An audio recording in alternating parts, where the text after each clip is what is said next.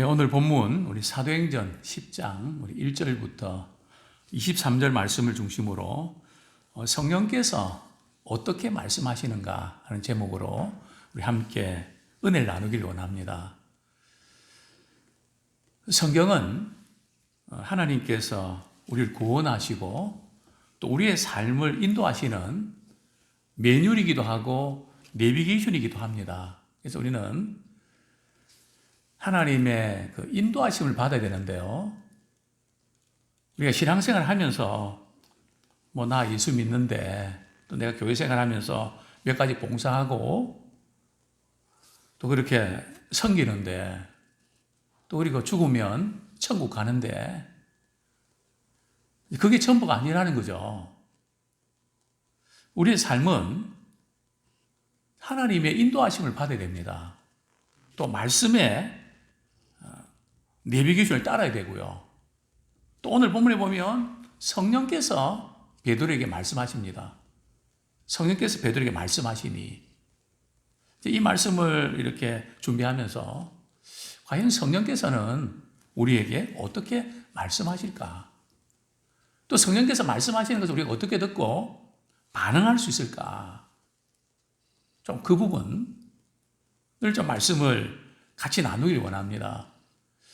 이런 점에서 우리에게 꼭 필요한 과제가 있는데요. 그게 뭔가 하면 목회자와 성도들이 기도로 또 삶으로 서로 이렇게 하나가 되고 많이 나누어야 됩니다. 왜냐하면 성경은 시대적으로 굉장히 지금하고는 다르거든요. 원리를 말씀하고 있지만 구체적인 우리의 삶에서 어떤 직장을 가야 될지, 누구와 결혼해야 될지, 또 앞으로 어떻게 해야 될지, 그게 성경에 구체적으로 이렇게 하라는 말씀이 없거든요. 그런 말씀이 없으니까 그냥 자기가 알아서 그냥 그렇게 하면 되나? 그건 또 아니거든요. 그 원리가 분명히 있기 때문에 그 성경적인 원리에 이렇게 비추어서 거기에 부합하도록 그 가운데 선택을 해야 되거든요. 근데 그게 생각보다 쉬운 게 아닙니다. 제가 목회하면서 많이 답답한 부분이 뭔가 하면 우리 젊은이들 같은 경우는 앞으로 이렇게 불확실한 시대를 살아가는데 이런 점에서 준비를 하고 이렇게 해야 될 텐데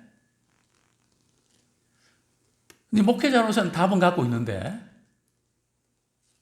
답을 찾지 않으니까 도움을 줄 수 없단 말이죠. 이제는 안 그랬거든요. 이제는 구체적인 이런 문제가 있으면 물론 목회자도 사회 경험이나 모든 것이 부족하기 때문에 어떻게 다 알겠습니까? 그렇지 못한 부분도 많고 그래서 우리 장로님들도 필요하고 우리 권사님들 필요하고 우리 안수님도 필요하고 그 성경의 원리를 가지고 삶의 현장에서 어떻게 적용할 때에 하나님께서 이렇게 인도하셨다. 그것이 삶의 매치가 돼야 되거든요. 근데 이런 다양한 지혜와 경험을 가진 분들 조언을 들으면서 또 같이 그걸 가지고 기도하면서 그럴 때에 하나님께서 이렇게 인도하시는구나. 그래서 우리 신앙생활 할 때에 이제는 한 걸음 더 나가서 무슨 신비하게 무슨 소리를 듣고 환상을 보고 이것만이 아니라 우리가 말씀을 통해서 또 우리의 지식과 경험과 또 이런 만남들 통해서 정말 하나님께서 우리를 어떻게 말씀하시는지 바로 좀 알아듣고 그분의 인도하심을 받는 그런 지혜로운 성도가 되기를 소원합니다. 오늘 본문에 보면 참 하나님의 인도하심이 특별히 나타나 있습니다. 특별히 사도행전에 보면 우리 하나님의 인도하심, 즉 성령의 인도하심이 쌍방향인 것을 우리는 보게 됩니다. 일방통행이 아니고요. 양쪽 방향으로 말씀하신다는 거죠. 우리가 그 부분을 우리가 염두에 두셔야 됩니다. 예를 들면 우리 아나니아와 사울의 만남이 있지 않습니까? 아나니아도 사울도 처음 만납니다. 기도 중에 주님께서 말씀하지 않습니까? 일어나 집가로 가서 그 사울이 있는데 안수해서 보게 해라. 또 사명을 맡겨라. 또 사울은 또 아나니아 선지자가 와서 자기한테 안수하니까 눈이 보이는 이렇게 쌍방향으로 말씀하셨다는 거죠. 오늘 본문도 마찬가지입니다. 베드로와 고넬료 쌍방향으로 말씀하십니다. 같은 시간이었을까요? 시간은 다릅니다. 21시간의 차이가 납니다. 근데 참 이 시간까지도 우리 성령님께서 기가 막히게 맞추시는 그것을 보게 되는데요. 자, 먼저 우리 10장 1절에 보면 가이사랴에 고넬료가 하는 이달리아 부대에 백부장이 있었습니다. 여기 이제 가이사랴 하면 당시에 그 요빠에서 말이죠. 북쪽으로 약 53km 떨어진 항구 도시인데 헤롯 대왕이 참 이 화려한 궁전을 짓고 자랑했던 바로 그런 지역이기도 하죠. 행정 수도입니다. 또 여기 보면 이 가이사랴에 고넬료라고 하는 로마 군대에 백부장이 있었습니다. 오늘 본문에 보면 이달리아 부대, 이게 스페인어로 이렇게 보면 이 이달리아 부대라는 게 보병대라는 뜻입니다. 보병대. 그 한 600명 정도 이렇게 되는데 그 중에서 이제 한 6부류로 나눠져서 백부장 한 100명 정도 부하를 지휘하는, 오늘 말하면 우리 중대장, 계급은 대위급이랄까요? 이 이제 고넬료라는 인물이 등장하는데 참 이 고넬료는 특별한 사람입니다. 지금 유대인들은 로마의 식민지 아닙니까? 그럼에도 불구하고 지금 고넬료는 누구를 섬깁니까? 하나님을 정말 잘 섬깁니다. 즉 식민지 나라의 신을 섬기는 거죠. 이게 참 특별한 겁니다. 또 그는 우리 2절에 보면 경건합니다. 참 이방인들 세상의 문화와 또 자기가 살아온 삶의 방식, 또 당시에 로마는 다신교거든요. 짬뽕입니다. 이것저것 다 믿는 다신교죠. 오늘 우리 젊은이들 같은 경우도 다신교의 경향이 많습니다. 그게 뭔가 하면 교회에서는 하나님 섬기지만 세상에 가면 세상살이 잘 되는 방식이 있거든요. 돈 잘 버는 방식, 출세하는 방식. 그래서 이 세상살이 추구하는 잘 되는 어떤 가치관, 그것을 섬긴다는 거죠. 그래야 뒤떨어지지 않고 이 사회에서 내 위치를 차지할 수 있는, 말로는 하나님을 섬기지만 하나님도 섬기는, 다른 것도 섬기고 하나님과 같이 섬겨야 될 것 같은, 그게 이제 다신교거든요. 그런데 지금 이 고넬료는 유일신 하나님을 섬깁니다. 자, 뿐만 아니고 특별히 남자 장교가 하나님을 섬기는 것도 귀한데 그뿐만 아니고 이 고넬료는 누구까지 하나님을 잘 경외했다고요? 우리 2절 보면 온 집안과 더불어 식구들이, 자녀들까지도 하나님을 잘 경외하는, 자, 뿐만 아니고 어려운 사람들을 많이 구제하는, 선행을 많이 베푸는 그런 사람이었습니다. 뿐만 아니고 그는 큐티가, 경건의 습관이 잘 되어 있는 장교였죠. 오늘 본문에 보면 하나님께 언제 기도한다고요? 항상 기도하더니. 그래서 하나님에게 인도하심, 또 성령께서 역사하심, 이 부분은 반드시 기도가 동반되어야 됩니다. 금년 이렇게 재정적으로 참 많이 어려운 그런 상황인데도 하나님 또 인도해 주셨는데, 제가 2달 전에 한 12월 달에는 하나 우리 교회 성도들을 이렇게 경제적인 거나 이 부분들은 좀 빤한데, 또 새해를 준비할 때는 한 1,000만 원 정도 있어야 됩니다. 그래서 기도하면 하나님 말이 좀 안 되는 것 같죠? 그래도 필요하니까 주세요. 1,000만 원 있어야 됩니다. 하나님 주세요. 어제 우리 회계부에서 올라올 때 또 우리 회계부에서도 한 1,000만 원 정도 있어야 되는데 아마 기도하고 그랬는데 참 얼마나 감사한지. 뭐 그냥 기도 안 했더라면 우연히 그렇게 됐다 하지만 기도하면 확인이 되잖아요. 그래서 항상 하나님의 인도하심을 받는 사람은 필수적으로 기도해야 됩니다. 기도를 안 하면 확인이 안 됩니다. 근데 하나님께서 왜 우리에게 기도를 하라고 말씀하셨는가 하면 하나님과 우리의 관계를 유지하기 위해서 그렇게 하셨지만, 또한 우리 하나님께서 우리 기도를 통해서 하나님이 우리 아버지가 되시고 우리는 그분의 자녀임을 확인시켜 주시고 구하는 자에게 하나님이 주심을 우리에게 확인시켜 주시기를 원하시는 겁니다. 그러니까 기도하면 확인이 됩니다. 금년에 참 나라 적어도 어렵고 이럴 때 비록 적은 사람들이 모였지만 저희들 기도한 게 있지 않습니까? 하나님, 지금 야당도 제대로 지금 뭐 소리도 못 내는 것 같고 그걸 바라보는 국민도 답답한데, 하나님 양심선을 통해서 하나하나 바로잡아가게 하십시오. 바로잡아 주십시오. 기도했잖아요. 그러니까 여기저기서 터지잖아요. 아직도 문제점이 많지만 저는 그거 볼 때마다 하나님이 역사하십니다. 하나님 이 민족 버리지 아니하시고 많이 어려운 거 사시지만은 믿음의 삶의 기도를 통해서 하나님께서 일으키신다. 우리 기도하면 하나님이 일하신 줄 압니다. 그런데 오늘 본문을 보면 우리 기도하는 삶에 꼭 필요한 게 뭔가 하면 사랑하는 삶입니다. 용서하는 삶입니다.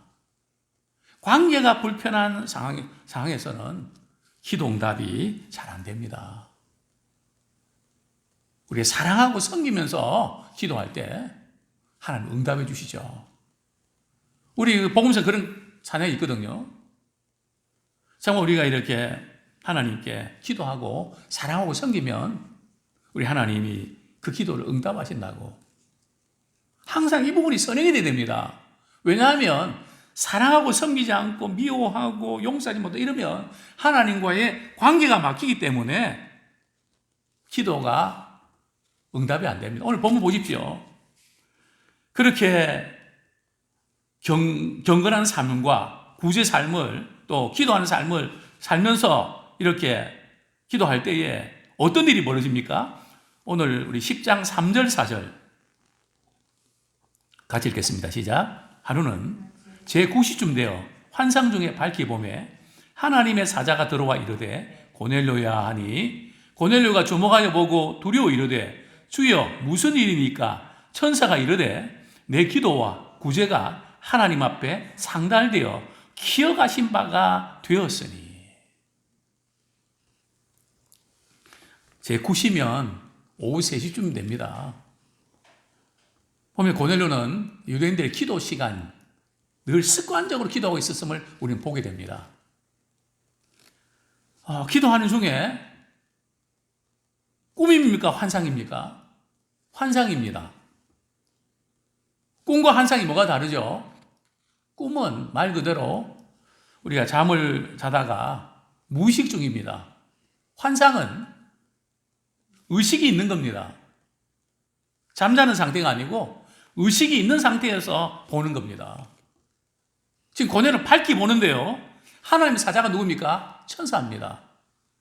천사가 고넬료에게 이렇게 말합니다. 두려워하지 마십시오. 참 이 고넬료가 이렇게 그 주의 사자를 들어오는 거 보고 말이죠. 두려워 이르되 주여 무슨 일이니까? 이렇게 질문합니다. 얼마나 두려웠겠습니까? 무슨 일입니까? 천사가 이르되 내 기도와 구제가 하나님 앞에 상달되어 기억하신 바 되었다. 굉장히 중요한 부분이죠. 우리의 기도는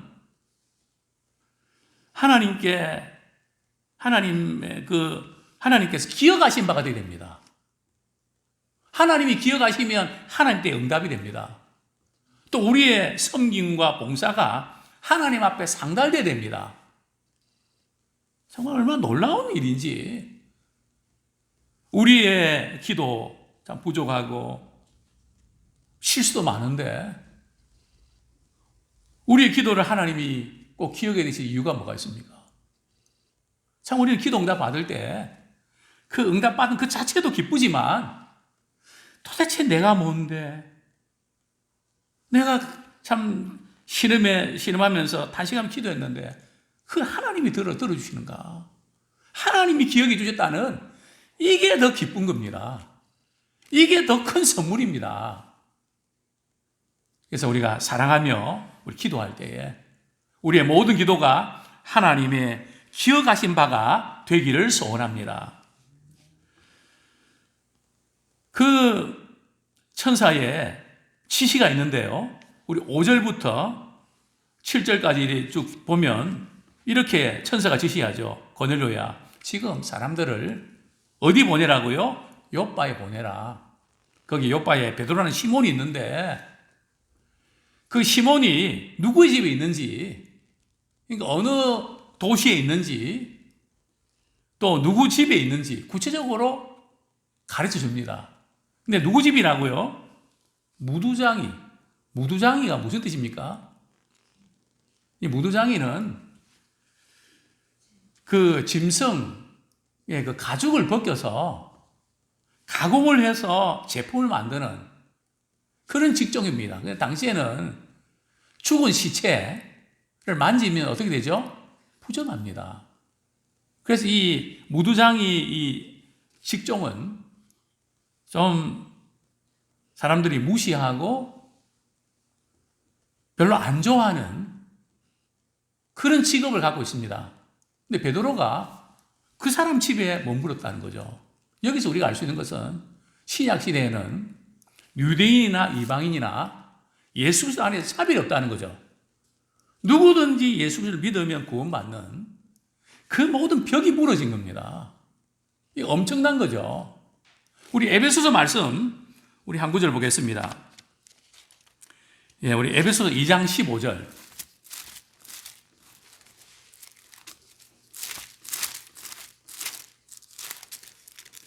예, 같이 한번 읽겠습니다. 시작. 법조문으로 된 계명의 율법을 폐하셨으니 이는 이 둘로 자기 안에 한 세 사람을 지어 화평하게 하시고. 예, 우리 14절 우리 한번 같이 읽겠습니다. 시작. 그는 우리의 화평이신지라 둘로 하나를 만드사 원수된 것 곧 중간에 막힌 담을 자기 육체로 오시고. 즉 예수님의 십자가 사건으로 유대인이나 이방인이나 예수 믿는 모든 사람은 구원받고 또 교회에 참여할 수 있고 믿음 생활 할 수 있는 문이 열린 겁니다. 그래서 베드로는 지금 다른 유대인들은 그걸 굉장히 깊이 했지만 그 무두장이 집에서 말이죠, 며칠 동안 체류하게 되는 것을 우리는 보게 됩니다. 다시 본문 돌아갑니다. 이 지시를 하고 천사는 떠납니다. 근데 고넬료는 바로 순종하죠. 이제 자기 집에 세 사람을 이렇게 선정을 해서 천사에게 들었던 그 말을 그대로 전합니다. 그리고 이제 요바로 보내죠. 그때 그 기도 시간이 오후 9시니까 오후 3시쯤 되잖아요. 53km면은 꽤 먼 거리입니다. 그래서 그들은 이제 하룻밤을 다른 데서 잤겠죠. 그 이튿날 그들이 길을 가다가 이제 날이 바뀌었습니다. 그 성에, 요빠 성에 가까이 갔을 때에 바로 그때도 베드로가 뭐하고 있었습니까? 기도하고 있었습니다. 거의 거기에 거의 당도할 즈음에 베드로는 기도하고 있었죠. 어디에요? 지붕에 올라가서. 팔레스타인 집은 지붕이 편편해서 기도하기가 안성맞춤입니다. 시간이 몇 시였죠? 제6시입니다. 정오죠. 베드로는 이 정오에 좀 뭔가 많은 역사가 기도하면서 정해진 시간 아닌데 하여튼 기도에 전념한 것을 보게 되는데요. 역사가 나타나는 것을 많이 보게 됩니다. 점심시간이니까 배가 고프죠.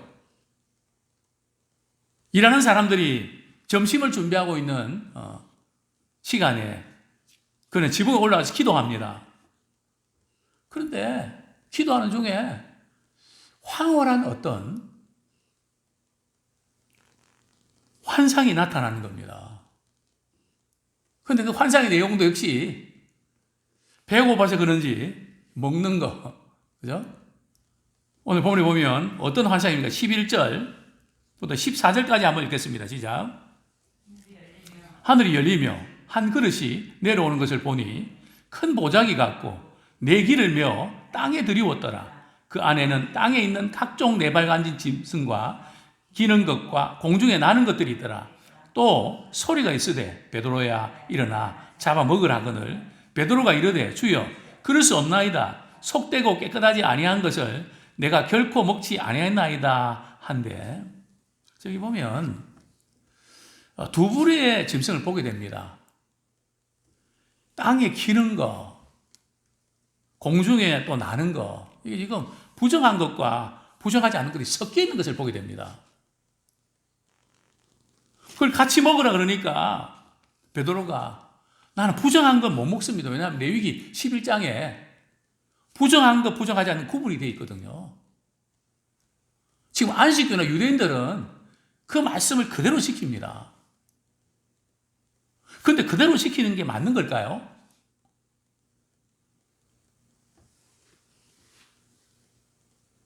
그러니까 베드로 입장에서 볼 때는 지금까지 부정한 거 안 먹었는데 하늘의 음성이 들려서 하나님께서 뭐라 말씀하십니까?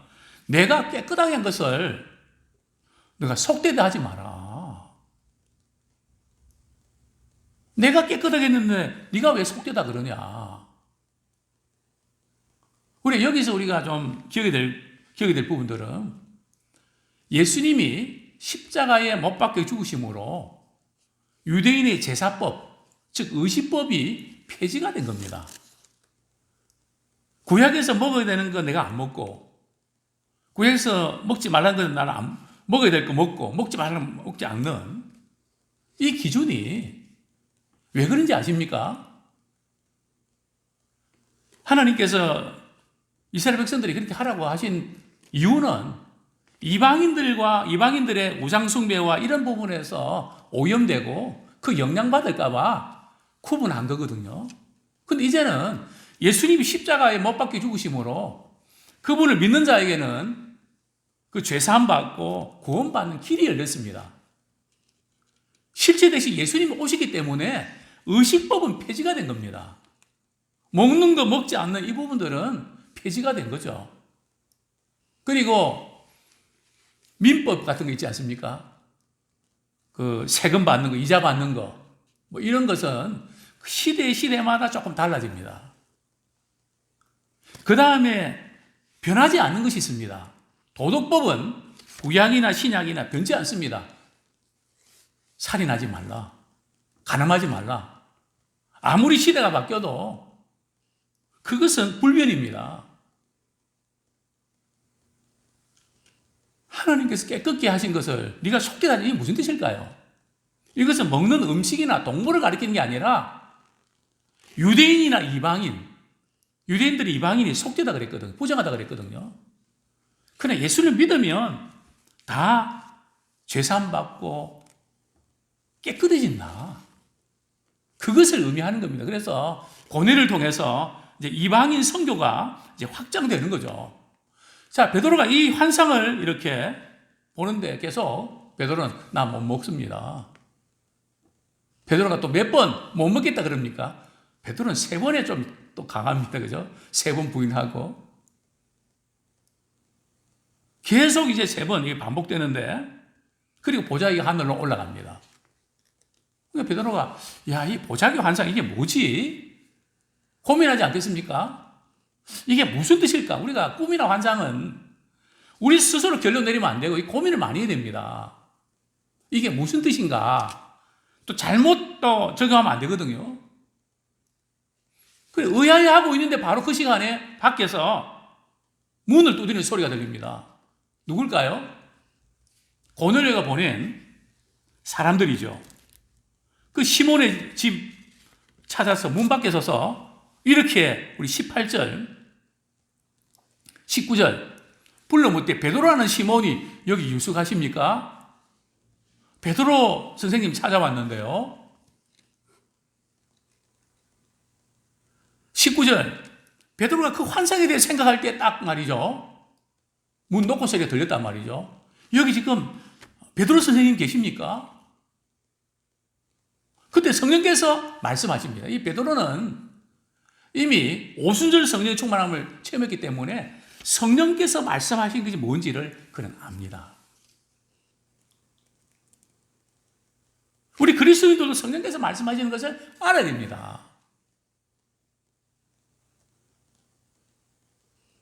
그래야 반응하지 않습니까? 사도행전을 보면 성령께서 말씀하셨다. 그것을 사도들과 심지어 이방인들조차도 그 은혜를 체험하지 않습니까? 성령께서 그에게 말씀하십니다. 2사람이 너를 찾으니. 그런데 이 번역은 3사람으로 해야 됩니다. 자, 한번 밑에 보시죠. 지금 1번 쭉 따라 내려 보시죠. 어떤 사본에는 몇 사람이요? 3사람이 돼 있죠. 확인하셨습니까? 어떤 사본에 3사람이. 그죠? 이 부분은 우리 지금 성경에는 3사람 보냈잖아요. 물론 한 사람 뭐 어디 갔는지 모르지만, 지금 3사람이 너를 찾으니 일어나 내려가 의심하지 말고 함께 가라. 내가 그들을 보내어노라. 성령께서 정말 기가 막힌 타이밍 아닙니까? 성령께서 기가 막히게 역사하지 않습니까? 그래서 베드로가 그 사람들과 같이 그 이야기를 듣고 말이죠. 그러면서 좀 사정을 묻죠. 21절에 보면 도대체 왜 나를 찾아왔습니까? 22절, 23절 말씀 읽고 말씀 정리하겠습니다. 시작. 그들이 대답하되 백부장 고넬료는 의인이요 하나님을 경외하는 사람이라 유대 온 족속이 칭찬하더니 그가 거룩한 천사의 지시를 받아 당신을 그 집으로 청하여 말을 들으려 하느니라 한데 베드로가 불러들여 유숙하게 하니라. 왜 왔냐고 물으니까 우리 주인님이 기도 중에 천사가 당신을 초대해서 그분의 말씀을 들으라고 그분 모셔오라고 해서 우리가 왔습니다.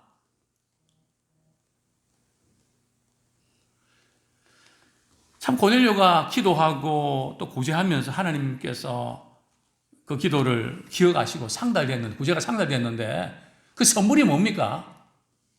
특별한 기적인가요? 주님의 복음을 들을 수 있는 이것이 최고의 선물입니다. 최고의 축복이죠. 그래서 내일은 또 이렇게 그 집에 가서 자초지경 이야기 듣고 주의 복음을 전가할 때에 성령이 내리시는, 성령이 임하시는 그런 사건들을 보게 되는데요. 이제 말씀을 정리하겠습니다.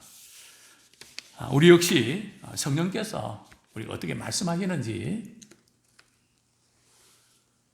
듣는 귀가 열리고 그 인도하심을 경험하기 원합니다. 분명히 지금 시대도 성령께서 말씀하십니다. 사도행전 1장 8절에 말씀하시잖아요. 성령이 너에게 임하시면 우리는 성령의 그 역사하심과 인도하심에 민감해야 됩니다. 물론 성령이 인도하시면은 주의 복음을 전하고 복음과 연결됩니다. 또 사람을 통해서도 역사하십니다.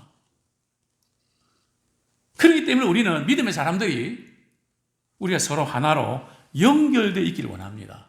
또 여기서 우리가 한 가지 또 기억이 될 것은 베드로도 이렇게 부정한 짐승들 나 안 먹습니다.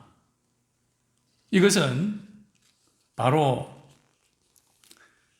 내가 생각할 때 이 사람은 예수 믿을 가능성도 없고 난 이 사람 싫어하기 때문에 이 사람하고 나는 교제하기 싫고 이 사람한테는 복음 전하기 싫고 이게 다 무너져야 된다는 거죠. 하나님께서 깨끗하게 하셨는데 왜 네가 속되다 하냐? 네가 판단하고 네가 정죄하냐? 그러지 말라는 거죠. 또 우리 자신에게 이런 그 나름대로 이런 부분이 있다면 하나님이 깨끗하게 하신 것을 네가 왜 속되다 하냐? 이것 또한 무너지는 그런 우리가 되기 원합니다.